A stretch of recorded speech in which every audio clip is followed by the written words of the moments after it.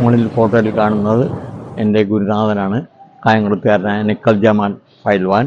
അദ്ദേഹം കേരളത്തിൻ്റെയും കർണാടകയുടെയും ആന്ധ്രയിലും ആ കാലഘട്ടങ്ങളിൽ ഗാട്ടാഗുസ്തി മത്സരങ്ങൾ വിജയിച്ചു.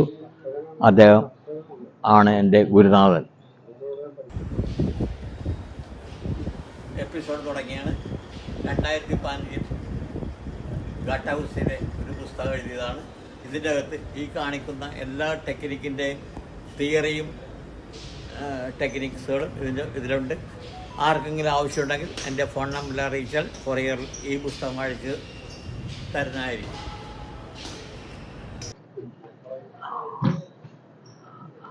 അനുവാമപ്പി നടത്തേണ്ടിയിരിക്കുന്ന ഗുസ്തിക്കാരുടെ പ്രധാന വ്യായാമത്തിൽ ഒന്നാണ് ഈ കാണുന്നത്.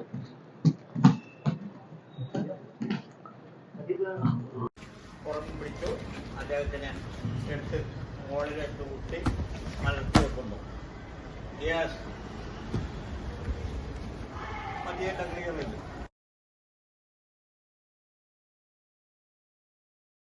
തന്നെ എതിരാളിയെ കടന്നു പിടിച്ച് മുകളിൽ കൈയെടുത്ത് മുകളിലെടുത്ത് കുത്തിവയ്ക്കുന്നു. ഒറ്റ ഓക്കെ തന്നെ.